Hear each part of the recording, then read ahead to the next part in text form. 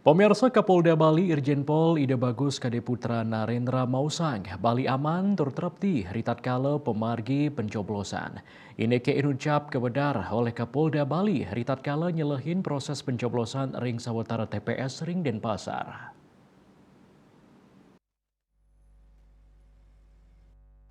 Kapolda Bali Irjen Polisi Ida Bagus Kade Putra Narendra ngowohin pai ketandani nyelehin ring kuentenan TPS antuk nguantuk KPU ring sajroning mastikayang keamanan selami pemargi pencoblosan.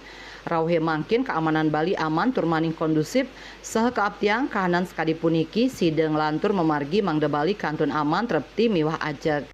Kondisi Bali sampai saat ini aman kondusif, sudah tergelar, sekarang masyarakat sudah laksanakan.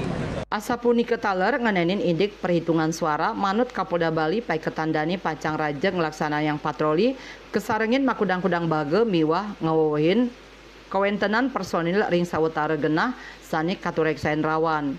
Pamekas ring daerah paling rawan manut Kapolda wenten ring Denpasar miwah Buleleng.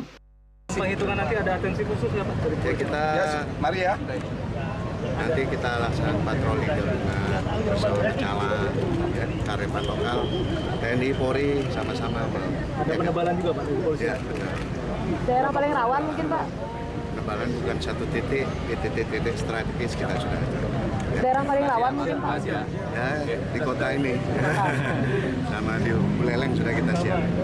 Raiswantara Bali TV.